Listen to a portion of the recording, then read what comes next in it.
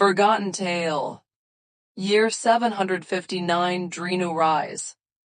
Rhea, he locks onto her intense glare, just as unwavering with a hidden shimmer of outrage in the sparkle of his blue eyes. Even though his infectious grin vanishes, there is no proof that he will tell her the full truth, but just the way he corrects her outcry meant that he isn't fooling around. This time, what he is going to relay will hold weight. She shrinks underneath the fierceness, even moving her face away.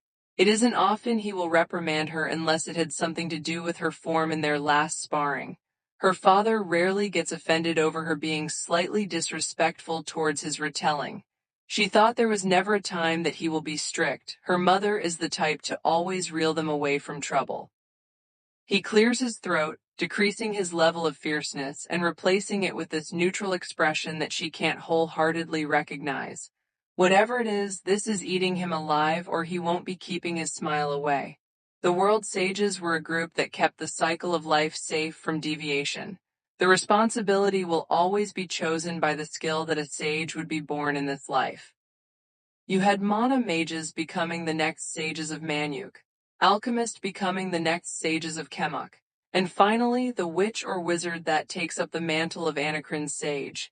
Each sage's responsibility is to oversee their sector and never interrupt each other's work unless the balance is dependent on it. One foolish mana sage saw differently. This is a new story. The last one involved the crushing consequences of two immortal lovers. This one started differently, and just as she claims earlier on, her father is not the type to deviate from the details, no matter how silly he may get. Her whole body moves enough to face him, just like when she was a small child. She still beams at him expectantly, excited like many times over. It's a rather dull and simple life in the jungle. With just the three of them keeping each other company, there really isn't a lot going on. A life that is very sheltered is a rather boring and restrictive life. Anything that seems new will always bring this behavior from her. What happened? The fire sage thought it wise to reignite the punishment long overdue. The arcane sage has some involvement in the death of the fire sage's family, so he takes it upon himself to confront the other sage, and a war ensues soon after. Mortalkind were already at odds ends over the legitimacy of families. You had families fighting to exist only to perish in the cracks of the earth. Others took his chance to create the chimeric empire of today. The war devastated all mage kinds, the sages, and even the land itself. The All-Mage War. Then what happened to the sage after the war, Papa? She leans in close, all attention on her father. Her excited features did not match any of his energy. He sank into the story like it truly belonged to him. As if this is a life that is his to relive, but just like a lot of her old man's stories, they are never clear enough for her to suspect anything. He isn't going to make sure that she understood this time either, the smile on his face riddled with the guilt that weighs it down. Those blue eyes lost the luster of a man with a carefree spirit. The fire sage renounced mana from his enemies, couldn't live with the guilt of all the death and destruction. He went into hiding, and the world righted on its own eventually. Rhea didn't catch at the significant hints. Not even the slouch of his shoulders or the clenching of his fists proves to her anything. To her, he is just avoiding giving her a straight answer. Her pout returns, too dense to understand this new story too. Papa, how does that have anything to do with you? Rhea Noland. In the outline of the jungle, trees and thick green vines hid a very peculiar house that is made of dark, cooled magma and stone. It stood on stilts, high to keep it from drowning in the mudslides during the monsoon season. The only way to enter it is through a ladder that descends the center of its belly, no window in sight, though Rhea knew that it is very capable to have one. It is where they live. It is where her mother came out from, and marches right over to have just the right amount of distance to call for them.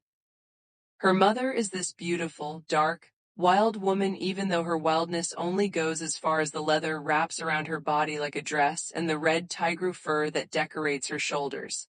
Her skin is darker than Rhea by 2 shades and glistens underneath the moonlight, shaping the prominent definition of muscles toned from the life of a tree-climbing native. The brown hair is curly to the point it hugs her scalp, which is adorned with a loosely gemmed headband. These curls kept short for her daily excursion. She is taller than Rhea, just about 2 inches shorter than her life partner. Her eyes are these deep hazel's tint that match perfectly with the leaves of the trees. She is a beauty that can be mistaken for the same as the maidens of Nolan's silliest of stories. And the high, strong personality that keeps two very free-spirited individuals in their place. She is already sporting her best scowl that pushes out her plump bottom lip. What are you both trying to do? Go home before the bugs eat your fluids dry. Ah, my feisty beautiful Lindio, the moon crossing is out again. Come sit with us. Nolan's earlier expression vanishes as soon as this woman came into view, exchanging it with the mask of a cheerful man, only this time the skin around his cheek pinks. This is always the outcome of a hopeless romantic. Her mother will never be swayed when she is this perturbed, and his charms barely pierces the prickliness.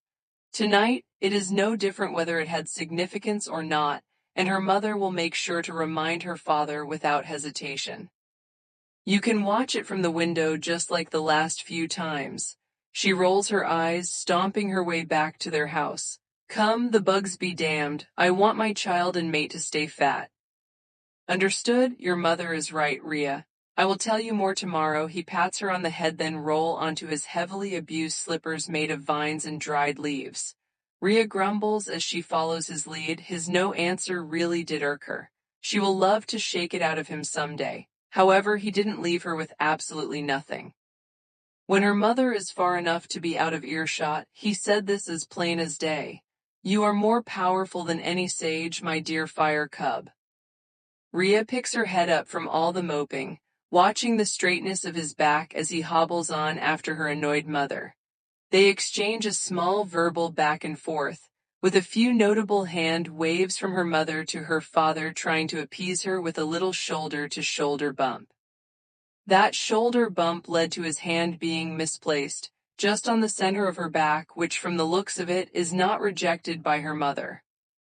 As her mother mentioned once before, love is not something you get to control or choose. Neither is it something a person should reject when it is so fragile and fleeting once you do. Rhea's parents loved each other so much and openly, with enough love left over to share with their daughter, to show her a world lacking hate.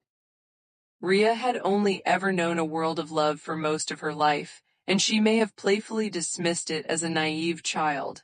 However, there is nothing she will rather have to replace it. She had taken everything in this world for granted. Her father with an infinite amount of knowledge and his unexplained backstory, her mother's beautiful singing voice and her strange upbringing as the chieftain's youngest daughter. All that will be taken from Rhea, with a few simple poison-tipped arrows powered by the hatred of a disgruntled chieftain.